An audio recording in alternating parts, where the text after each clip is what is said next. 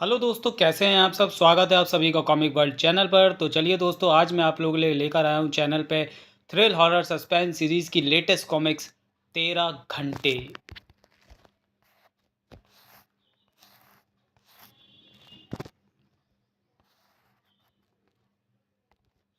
प्रिय पाठकों, 90 के दशक में थ्रिल हॉरर सस्पेंस से भरपूर कॉमिक प्रकाशित की गई 12 घंटे।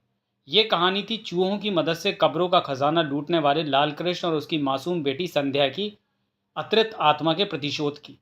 संध्या को उसकी ही कक्षा में पढ़ने वाले चार लड़के लाल कृष्ण का खजाना लूटने में मिली असफलता से खींचकर मार देते हैं, और तब आरंभ होती है संध्या की अतृप्त आत्मा के प्रतिशोध की भयानक दास्तान, जो इस कॉमिक के अगले भाग लॉकेट में जाकर पूर्ण होती है। उस दौर में दो भागों की यह कहानी पाठकों के बीच बहुत ज़्यादा प्रसिद्ध हुई थी।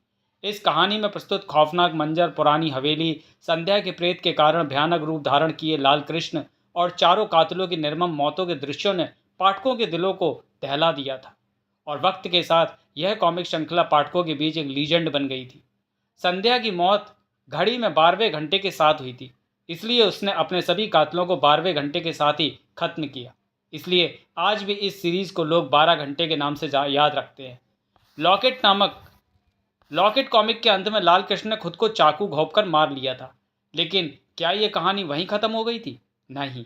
कई वर्षों तक लाल कृष्ण ने जो खजाना जोड़ा था वह हवेली में ही कहीं गुम हो गया था, और वक्त के साथ कई लोगों ने उस खजाने को पाने के प्रयास किए। उस हवेली के आसपास के गांव में दहशत की एक नई अफवाह उठने लगी थी। लोग कहते हैं कि जब भी कोई उस खजाने को ढूंढने जाता था तो घड़ी 12 की जगह 13 घंटे बजाती थी, और अगले ही दिन उस इंसान की लाश हवेली के बाहर पाई जाती थी। अब इस अफवाह में कितनी सच्चाई है, यह तो आपको कॉमिक्स पढ़कर ही पता चलेगा। बेहतर होगा कि कमज़ोर दिल वाले इस कॉमिक को ना पढ़ें, क्योंकि खौफ का जो मंजर इसमें बयां किया गया है वह बहुत हौलनाक है। वैधानिक चेतावनी, रात के समय इस कॉमिक को ना पढ़ें। 13 घंटे।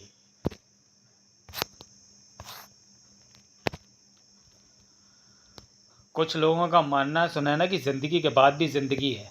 यहाँ बात अगले जन्म की नहीं हो रही है। इंसान की सैकड़ों इच्छाओं से ऐसी जिंदगी के जन्म के लिए जिम्मेदार होती हैं। इन्हें ही कहते हैं भूत, आत्मा, अशरीरी। नकारात्मक ऊर्जा का एक ऐसा तीव्र रूप जिसकी मौजूदगी का अर्थ सिर्फ और सिर्फ मनुष्यत ही होता है। तुम अभी घोस्ट हंटिंग सीख रही हो, धीरे धीरे सब सीख जाओगी। प्रकाश सर, क्या आपको यहाँ इस हवेली में ऐसी किसी ऊर्जा का आभास मिल रहा है? क्या मैं यहाँ किसी भूत को देख पाऊंगी? भूतों के नाम से ही लोगों के हाथ पांव कांप जाते हैं, मगर तुम्हें तो बहुत बेसब्री है भूत से मिलने की। बचपन से भूतों की कहानियां सुनती आई हूँ, हॉरर मूवीज़ में ही देखे हैं भूत। विश्वास नहीं होता कि सच में भी होते हैं। इस हवेली के बारे में बहुत सुना है। इस हवेली में से कस्बे वालों ने रहस्य में 13 घंटों की आवाज़ें आती सुनी हैं। कोई भी क्लॉक अधिकतम 12 घंटे ही बजाता है, मगर हवेली से आती है 13 घंटे बजने की आवाज़ें। उनका कहना है कि 13 घंटों की यह मनूस आवाज़ें ठीक उस अलार्म की तरह हैं, जैसे कि किसी आत्मा या किसी की मौत का आभास पाकर गली के कुत्ते रोने लगते हैं। क्योंकि इन 13 घंटों के गूंजने का मनहूस अर्थ है हवेली के अंदर, बाहर या आसपास किसी की भीभत्स मौत। लाश पड़ी मिलती है उसकी वहाँ। हमारे पास पैरानॉर्मल इन्वेस्टिगेशन के लिए आधुनिक यंत्र है, जैसे थर्मोग्राफिक कैमरा, जो ऊर्जा या कहें कि आत्मा की पिक ले सकता है। ये ईएमएफ मीटर, ये यंत्र बाहर से आने वाली ऊर्जा को पकड़ता है। अगर यहाँ कोई भूत है तो इसमें कुछ वाइब्रेशन पैदा होंगी जो उस आत्मा की मौजूदगी का सबूत होंगी। ईएमएफ मतलब इलेक्ट्रोमोटिव फोर्स। मुझे ऐसा लग रहा है जैसे कोई मेरे पीछे चल रहा है। किसी के कदमों की घिसट कर चलने की आवाज़ें महसूस हो रही हैं। पिक पिक। पलटना मत। ईएमएफ मीटर कुछ अज्ञात वाइब्रेशन पकड़ रहा है। लोगों का कहना सही है, यहाँ भूत है, कोई आत्मा है। Pick pick. मीटर पर ऊर्जा का वाइब्रेशन इतना तीव्र है जिससे ये पता लगता है कि आत्मा एक बुरी आत्मा है।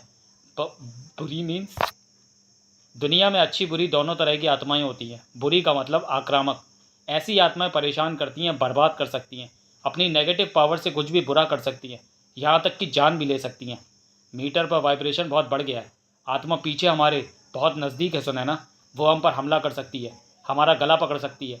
वो एक ऊर्जा है, सुना है ना, कभी भी गायब हो सकती है। तुम ये टॉर्च संभालो, इसकी रोशनी किसी भी ऊर्जा को पकड़ सकती है। ये उसे हमारी निगाहों से ओझल नहीं होने देगी। अब मैं एकदम पीछे पलटकर यह कील इस आत्मा के माथे में घुसा देने वाला हूँ। इससे यह सारी नेगेटिव ऊर्जा इस कील में आ जाएगी। तो मैं पलटते ही उसे टॉर्च की रोशनी के फोकस में ले लेना है और तब तक लिए रखना है जब तक वह पूरी की पूरी कील में नहीं समझ आती। मुझे दिखना चाहिए कि मैंने इस शैतानी आत्मिक ऊर्जा को पूरी तरह से अभिमंत्रित कील में ले लिया है। किर्र, किर्र। तब तक ये आत्मा गायब नहीं होनी चाहिए, ना ही मेरे हाथों से कील छूटनी चाहिए। टॉर्च की रोशनी को इस पर फोकस रखो सुनैना। उफ, oh my God, oh my God. उफ, क्या किया, टॉर्च गिरा दी। इसे देखकर डर गई हो तुम सुनैना। टॉर्च उठाओ बेवकूफ, टॉर्च उठाओ, इसे फोकस में लो वरना हम दोनों नहीं बचेंगे। देर हो चुकी थी। खचाक,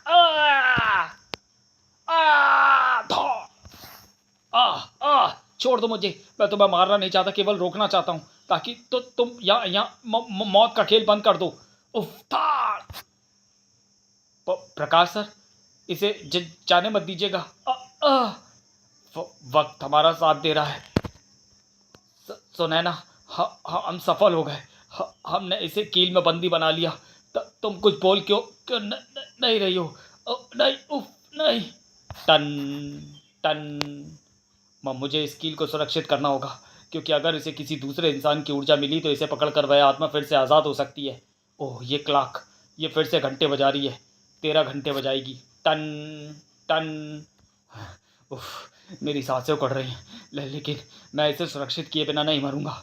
घंटे बीच में ही बजने बंद हो गए। इसका मतलब मैं आत्मा को इस क्लॉक में बंद करने में सफल हो गया। मैं इस अभिशप्त जगह पर नहीं मरूंगा। तब तो मैं भी यहाँ नहीं रहने दूंगा। सुनैना, नहीं, इतने चूहे, ये सामान्य चूहे नहीं दिखते। ची ची ची ची ची। अगले दिन ये दोनों हवेली में आत्मा का पता लगाने और उसे कैद करने आए थे, मगर मारे गए। इनका जिस्म जगह जगह से कुतरा हुआ सा लग रहा है। रात भर सुनाई पड़ी थी घंटों की आवाज़ें। हाँ, लेकिन मैंने गिने थे। इस बार हवेली में 13 घंटे पूरे नहीं बजे। इसका मतलब इन लोगों ने अपनी जान पर खेल कर ही सही, मगर हवेली से आत्मा का साया दूर कर दिया है। इस भ्रम में मत रहना। मेरी सलाह है, दूर ही रहना इस मनहूस हवेली से। जागृति NGO।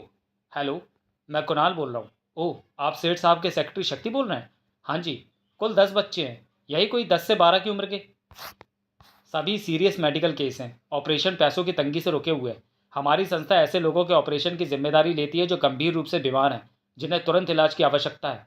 लेकिन ये काम हम आप लोगों की मदद या कहे कि डोनेशन के बिना पूरा नहीं कर सकते। ओह, सेठ गिरधारी लाल जी 3 करोड़ की ये डोनेशन देने के लिए तैयार हैं। Very good. हाँ, कैश में भी चलेगा, नो प्रॉब्लम। मैं कल आ जाता हूँ, फॉर्मेलिटीज़ पूरी करके मैं रकम ले लूँगा। थैंक यू शक्ति साहब। Great, thanks to you. Good news, मासूम बच्चे हैं, ठीक से अभी आंखें भी नहीं खुली और जानलेवा बीमारियों ने घेर लिया। अब उन बच्चों की जान बच जाएगी। उन बच्चों और उनके पेरेंट्स को खुशखबरी देता हूँ। I am so happy. 1 minute, ये खबर उन बच्चों और उनके पेरेंट्स को सीधे अस्पताल पहुँच कर ही दूंगा। मैं उनकी खुशी को देखना चाहता हूँ, उसे महसूस करना चाहता हूँ। जल्द ही अस्पताल में, कल पैसा मिल जाएगा। मैं डॉक्टर्स की टीम से बात करता हूँ, वो लोग जितना हो सकेगा जल्दी से जल्दी ऑपरेशन की तैयारी कर लेंगे। तुम्हें भगवान ने भेजा है बेटा, हमारे लिए भगवान ही हो तुम कुणाल बेटा। पैसों और इलाज के अभाव में अपनी छोटी उम्र में ही अपने पेरेंट्स को खोया है मैंने। भगवान नहीं हूँ, लेकिन चाहता हूँ कि कोई इलाज के अभाव में ना मरे। बच्चों, ये हैं तुम्हारे कुणाल भैया, जिनकी कोशिशों से यहाँ तुम्हारा इलाज हो रहा है और अब तुम सबका ऑपरेशन होगा। अब तुम सब एकदम से अच्छे होकर घर जा सकोगे, अपने मम्मी पापा और अपने फ्रेंड्स के पास। हेलो फ्रेंड्स, मुझे भूल तो नहीं जाओगे? नहीं कुणाल भैया। गुड, थैंक यू कुणाल भैया। अगले दिन सेठ गिरधारी लाल के सेक्रेटरी शक्ति ने सुबह ही बुलाया है पैसा लेने के लिए। I am ready now. Oh, ये क्या, पाइयाँ क्यों फड़कने लगी? फालतू का वहम, कुछ अनहोनी हुई है। मेरा नाम कुणाल है, मैं जागृति से आया हूँ। मुझे सेठ गिरधारी लाल जी के सेक्रेटरी शक्ति साहब ने बुलाया है। मगर यहाँ क्या हुआ है? डकैतों ने पैसों की लूट के लिए सेठ गिरधारी लाल की पूरी फैमिली को बेरहमी से मार डाला है। तुम कुणाल हो शायद। शक्ति साहब, ये सब कैसे? मुझे अफसोस है, अब आपको पैसा नहीं मिल सकता कुणाल। लुटेरे सारा कैश ले गए। हेलो कंट्रोल रूम, घटना को ज़्यादा समय नहीं हुआ है। शहर के हर नाके को सील कर दो। हर सड़क पर कड़ी चेकिंग की जाए। वो बेरहम हत्यारे शहर से बाहर नहीं निकलने चाहिए। नहीं, उन लुटेरों ने 4 नहीं 14 हत्याएं कर डाली हैं। मगर नहीं, मैं ऐसा नहीं होने दूंगा। मुझे तुरंत ही कुछ करना होगा। डॉक्टर्स उधर ऑपरेशन की तैयारियां कर चुके होंगे। समय नहीं है मेरे पास। एक रास्ता और है, वहाँ भी जाकर देख लेता हूँ। पैसा किसी की ज़िंदगी से बढ़कर नहीं हो सकता, उन्हें मुझे देना होगा। 10 मासूम जिंदगियों का प्रश्न ट्रस्टी साहब, एक एक पल कीमती है। मंदिर का चढ़ावा है, ऐसे ही मानवता के कामों में काम आना चाहिए। खूब सुना है मैंने, मंदिर की ट्रेजरी भरी पड़ी है सिल्वर, गोल्ड, डायमंड और कैश से। तुम्हारी बात ठीक है बेटा, मगर चढ़ावे का ये खजाना भगवान का है। श्रद्धालुओं के नतमस्तक होकर उन्हें भेंट में दिया है। इससे ल- केवल मंदिर की देखरेख और निर्माण के कार्य ही किए जा सकते हैं। सड़क पर बिछाए गए पत्थरों की भी कीमत हो सकती है, क्योंकि वो किसी के काम तो आ रहे हैं, मगर ये खजाना तो किसी काम का नहीं। क्षमा करना बेटा, पंडित जी का कहना ठीक है। इस प्रायोजन में हम तुम्हारी कोई मदद नहीं कर सकते। यदि प्रभु की इच्छा होगी तो वो बच्चे अवश्य जीवित रहेंगे। भगवान के दर से भी निराशा हाथ लगेगी क्या? मंदिर में गूंजे वो घंटे मुझे किसी की याद दिला रहे। मेरी क्लास फेलो संध्या, उसने जिक्र किया था अपने पापा का। क्या नाम था उनका? हाँ, लाल कृष्ण, उनकी हवेली का। लाल कृष्ण अंकल, जिन्होंने चूहों को ट्रेंड किया और चूहे उनके लिए कब्रों में से कीमती आभूषण, गोल्ड, सिल्वर कॉइन और रुपया पैसा बटोर लाते थे। मेरी दोस्त संध्या जिस समय सोने के लालचियों के हाथों मारी गई, घड़ी उस समय 12 घंटे बजा रही थी। इसके बाद कॉलेज गई कुछ सहपाठियों ने खजाने को पाने की कोशिश की और 12 घंटे बजते ही संध्या के पिता लाल कृष्ण के हाथों बुरी मौत मारे गए। इस पूरी कहानी का अंत भी लाल कृष्ण की मौत के साथ ही हुआ। कहते हैं इसके बाद भी लाल कृष्ण की आत्मा का इतना खौफ रहा उस हवेली पर कि किसी ने उस खजाने को हासिल करने की नहीं सोची। कहते हैं लाल कृष्ण की मौत के बाद से हवेली की घड़ी 12 की बजाय 13 घंटे बजाने लगी, और जब भी 13 घंटे बजते तो हवेली के बाहर एक लाश मिलती थी। अफवाहें थी यह हकीकत, मगर सुना गया है कि लाल कृष्ण की आत्मा शायद हवेली की पुरानी घड़ी में ही निवास करती थी। सुना है इसके बाद किसी घोस्ट हंटर ने लाल कृष्ण की आत्मा को उसी घड़ी में ही कैद कर दिया था, और उसके बाद फिर 13 घंटे बजने बंद हो गए थे। लेकिन फिर भी किसी ने उस हवेली में जाने की कोशिश नहीं की।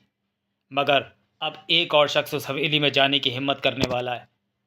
कुणाल से भी पहले कुछ और लोग वहां पहुंचने वाले थे। ओह, फिर से चेक पोस्ट। लगता है जैसे पूरे शहर की नाकेबंदी कर दी गई है। इन सबको हमारी तलाश है। पुलिस शिकारी कुत्तों की तरह हमारी तलाश कर रही है। सुधीर, कार को कच्चे रास्ते पर डालो। पर जाएंगे कहाँ? हर तरफ पुलिस है। हमारी जो हालत है उसे देखते हुए हमारे शहर से निकलना मुश्किल लग रहा है। फिलहाल जुबिन खान जो कहता है वो कर सुधीर। पिंटू ठीक कह रहा है सुधीर। मैं एक ऐसी जगह को जानता हूँ जहाँ पुलिस तो दूर, उसकी परछाई भी नहीं पहुँच सकती। पुलिस को पुलिस तो कब्र खोद कर भी निकाल लाती है। ऐसी कौन सी जगह है जुबिन? थोड़ा और आगे चला फिर दिखाता हूँ। किशनगढ़। क्रंच। रोक, कार रोक।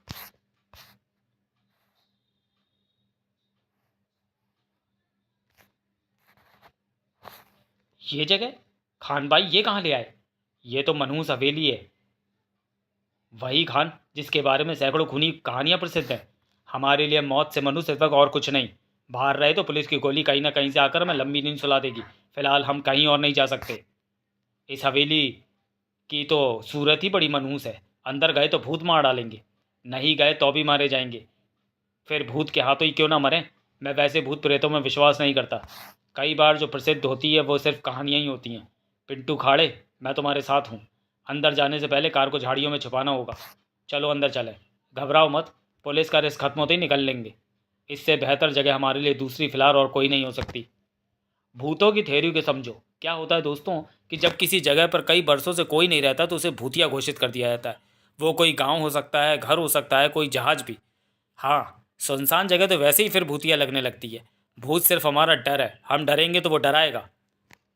हाँ, जैसे सेठ गिरधारी ने पिस्तौल से हमें डराने की कोशिश की और मेरे हाथों अपनी पिस्तौल से मारा गया। थाय! मरने से पहले बहुत बिलबिला रहा था सेठ। पता नहीं क्या क्या बड़बड़ा रहा था। वो पैसा मासूम बच्चों की जान बचा सकता है। तो तुम ले जाओ चाहो तो, मगर मेरे बच्चों पत्नी को कुछ मत कहो। सेठ की पत्नी सुलेखा रानी तो रणचंडी ही निकली। कमकर ने मेरा मुंह ही नोच लिया। तुम लोगों ने मेरे पति की जान ली है, उनका खून की तरह डसेगा। ये पैसा शाप की तरह लगेगा तुम्हें। मेरा पारा भी हाई था, मैंने उसे उसी की साड़ी के फंदे पर पंखे पर टांग दिया। खूब फड़फड़ाने के बाद आखिर में दम तोड़ा उसने। 700 पर भारी पड़ेगा ये रुपया तुम हत्यारों की। मगर मैं सेठ के 15 साल के बेटे अभय को नहीं मारना चाहता था। वो कमबख्त ना जाने कहाँ से कुल्हाड़ी ही निकाल लाया। मम्मी पापा को मार डाला तुम लोगों ने, उनकी लाशों पर अपने आंसू नहीं तुम्हारा खून बहाऊंगा मैं। मार डालूंगा तुम सबको। खटाक! क्या करता, फिर उसी कुल्हाड़ी से उसे ही काट देना पड़ा। मुझे कौन सा दर्द होना था उसे काटते हुए। बड़ा जालिम है तू सतेंद्र। हाँ, पर मुझसे ज़्यादा नहीं। सेठ की बेटी कृति को मैं कहाँ मारना चाहता था? अभी 14 साल की थी। रानी झांसी की तरह वो टूटी बोतल लेकर मुझ पर टूट पड़ी। क्राइम से नफरत करती हूँ। जज बनना चाहती थी, लेकिन शायद जज बनकर तुम जैसे दरिंदे मुजरिमों को सजा देने का समय नहीं है मेरे पास। खुद को बचाने के लिए मेरे हाथों में उसके बाल आ गए और बस मैंने जो झटका मारा तो वो खिड़की से बाहर पहली मंजिल से नीचे जमीन पर गिरी। आ!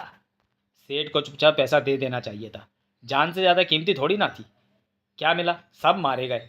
अब माल तो दिखाओ जिसके लिए इतना रिस्क लिया। जरूर देखो, ले लक्ष्मी मेहरबान है हम पर। कितनी अच्छी स्मेल होती है ना रुपयों की।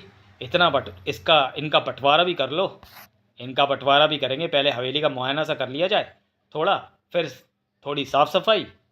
ये डायरी कैसी है? हवेली के मालिक लाल कृष्ण की है, शायद उसे डायरी लिखने का शौक था। एक और खुशखबरी, इस हवेली के तहखाने में खजाना भी है। हाँ, मैं जानता हूँ, मैंने सुना है। मैं इसलिए भी तुम्हें यहाँ लाया हूँ। वैसे तो मारे डर के तुम आते नहीं, क्योंकि आत्मा के प्रकोप और अफवाहों के कारण ही खजाने को हासिल करने की कोशिशें भी नहीं की गई। जल्दी ही तहखाने में। हम खजाने तक पहुंच गए। कमाल है, किसी ने इस खजाने को पाने की नहीं सोची। हम तो आसानी से इस तक पहुंच गए। ये कंकाल, ये शायद उस बुढ़े भिखारी लाल कृष्ण का ही कंकाल है जो खजाना पास होते हुए भिखारी बना रहा। ये खजाना तो कहीं भागा नहीं जा रहा। पहले कुछ साफ सफाई और खाने पीने का इंतजाम किया जाए। किचन भी ज़रूर होगी हवेली में।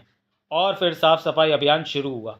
उफ, इतनी धूल की है कि सांस लेना भी दूभर हो रहा है। ये कैसी विचित्र सी कील है? इस पर कुछ मंत्र से गुदे हुए हैं। ओह, जी जी जी जी, टन टन टन। ओह, और ये आंधी, उफ। क्या हुआ सुधीर, ये घंटे कैसे बजने लगे? मुझे लगता है सफाई करते हुए क्लॉक हिल गया है और तभी घंटे बजने लगे। हाँ हाँ, और ये आंधी तो मौसम में चेंज के कारण हो सकती है। क्लॉक ने पूरे 13 घंटे बजाए हैं। कोई भी क्लॉक 12 घंटे बजाता है। 13 की संख्या मनहूस मानी गई है। वहम मत पालो। और ये चूहे भी वहम है क्या? ये आक्रामक है। इनके दांत कुछ अलग दिख रहे हैं। इतने चूहे कहाँ से आ गए अचानक? खाली पड़ी इमारत में चूहे नहीं होंगे तो डायनासोर होंगे क्या? सांप, चूहे, कण खजूरे अंधेरी सुनसान जगहों पर ही होते हैं, और इनके बसेरे। हमें इनकी मौजूदगी की आशंका पहले से होनी चाहिए थी। रुकना मत, ऊपर कमरे बने हुए हैं, वहां हम इन भूखे चूहों से बच सकते हैं। सुधीर नहीं आया अंदर? वो बाहर रह गया। तुमने डोर उसके आने से पहले ही बंद कर दिया जुबिन। लेकिन मेरे पीछे तो कोई नहीं था, मुझे लगा सब अंदर आ गए हैं। दरवाज़ा मत खोलो, उफ, बाहर चूहे होंगे। वो बाहर रह गया है, हमें बाहर जाकर देखना पड़ेगा उसको। बाहर अब चूहे नहीं है, कहाँ गए? मुझे शंका हो रही है, सुधीर कहीं नजर नहीं आ रहा। ओ माय गॉड, ये क्या? उफ, सुधीर, ये कैसे हुआ? किसी ने इसके पैर भी तोड़ दिए हैं। कहीं ये काम हवेली की आत्मा का तो नहीं? हमने उसका खजाना ले जाने की बात की थी। ऊल जलूल मत सोचो जुबिन। फिलहाल इसको उतारना होगा, क्योंकि हमें यहीं रहना है, और अगर ये ऐसे ही लटका रहेगा तो हम यहाँ नहीं रह पाएंगे। एक बात पर गौर किया, सुधीर ने सेठ की पत्नी को फांसी दे दी थी, तो उसकी मौत भी फांसी से। बकवास मत करो सत्येंद्र, यह मात्र एक संयोग है, ऐसा कुछ नहीं है। भला अगर आत्मा है भी तो उसे कैसे पता कि हमने किसको यहाँ कैसे मारा है? हवेली में आत्मा का साया है तो वो कहीं से भी सुन सकती है हमारी बातें जो हमने यहाँ आकर की हैं। पानी ख़त्म हो गया है सत्येंद्र, तुम कार में से पानी ले आओ। ओके, कुछ खाने के पैकेट्स भी होंगे, जितना ला सको लेते आना। उसे बाहर क्यों भेज दिया? क्योंकि वो डर के मारे खजाने के विरुद्ध बातें कर रहा था। मैंने सोचा कि हम लोग खजाना भी लेकर जाएंगे। चलो, सत्येंद्र के आने से पहले हम खजाने का बॉक्स बाहर निकाल लाते हैं। तुमने मेरे दिल की बात कह दी पिंटू। उफ, जीवन में किया गया कोई भी अपराध जिंदगी में बेफिक्री से आगे बढ़ने के सभी रास्ते बंद कर देता है, मगर एक रास्ता खोल देता है, मौत का। ओ नहीं, कौन हो तुम? अपने साथी की भयानक मौत देखकर भी नहीं पहचाना? ओह, तेरा इंतजाम करके चला था। यदि हमें पहले इस खजाने की भनक लग जाती तो हम सेठ गिरदारी के पैसों के लिए वहाँ कत्लेआम ना करते। यह खजाना इतना है कि 7 पीढ़ियाँ आराम से खा सके। ये फिर से क्यों बजने लगे? Ton ton. क्लॉक है तो घंटे तो बजेंगे ही। मगर 13 बजे हैं। पहले 13 बजे तो सुधीर की लाश देखनी पड़ी थी। तुम भी वहम खा गए पिंटू, मत सोचो। हम जहाँ जिस जगह पर हैं वहाँ बार बार ऐसे ख्याल आएंगे ही आएंगे। खट खट खट, सत्येंद्र होगा। मगर हमने दरवाज़ा बंद कहाँ किया था? ये अपने आप बंद कैसे हो गया? सत्येंद्र, उफ, तुम्हारा हाथ। मेरा हाथ लाल कृष्ण की आत्मा ने काट डाला है, मेरी ही कुल्हाड़ी से। मुझे फौरन अस्पताल पहुंचाओ वरना ज़्यादा खून निकलने से मैं मर जाऊंगा। मुझे बचा लो जुबिन, मुझे बचा लो। खचाक! उफ नहीं! सत्येंद्र ने सेठ के बेटे को कुल्हाड़ी से काट डाला था, यहाँ वो भी कुल्हाड़ी से काट दिया गया। उसकी वह खौफनाक हालत हमें यह समझाने के लिए काफ़ी है कि यहाँ रुकना अब खतरे से खाली नहीं। शायद तुम ठीक कहते हो पिंटू खाड़े, हमने यहाँ आकर भूल कर दी। एक मौत से बचने के चक्कर में यहाँ आकर दूसरी मौत के जाल में फंस गए और अपने 2 साथियों को खो बैठे। हम ये खजाना लेकर निकल जाएंगे, देर मत करो, उठाओ बक्सों को। 3 करोड़ रुपयों से भरा सूटकेस भी लेना है नीचे हॉल से। टन टन टन। फिर से बजने लगे घंटे। ये घंटे मौत की चेतावनी है। नहीं चाहिए खजाना, मैं अब यहाँ और एक पल भी नहीं रुकूंगा। ठहरो पिंटू, बेवकूफ़ी मत करो। रुक मैं भी नहीं रहा यहाँ, मगर खाली हाथ नहीं जाएंगे। क्रंच! पागल मत बनो पिंटू, वापस आओ। ऐसा मौका बार बार नहीं मिलेगा। मैं इतना खजाना अकेला नहीं उठा पाऊंगा। उफ, क्लैंप लूज है पिंटू, वो उखड़ रहा है। अब नहीं रुक सकता, जान है तो जान है। पिंटू! पिंटू ने भी ऊपर से नीचे फेंक कर जान ली थी सेठ की बेटी की। उफ नहीं, सब वैसे ही मर रहे हैं, तो क्या मेरी मौत गोली से होगी?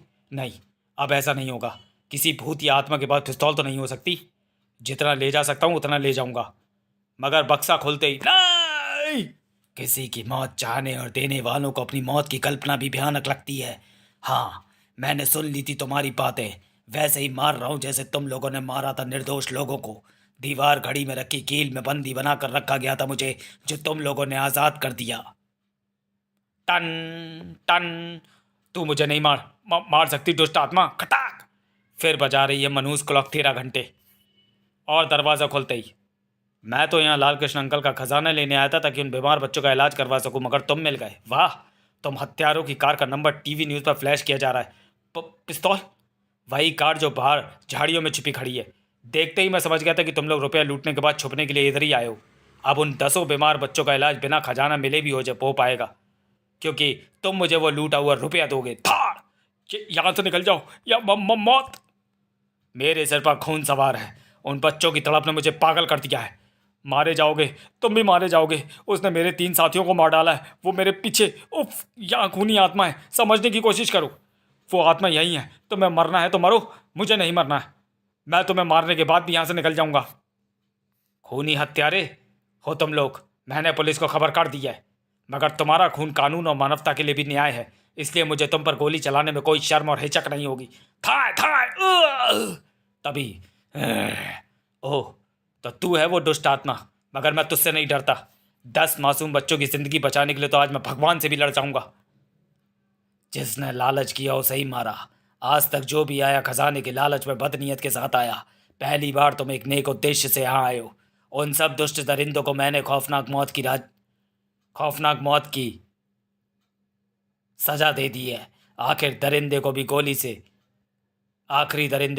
से तुमने नहीं, मैंने मारा है। भले ही पिस्तौल तुम्हारे हाथ में था।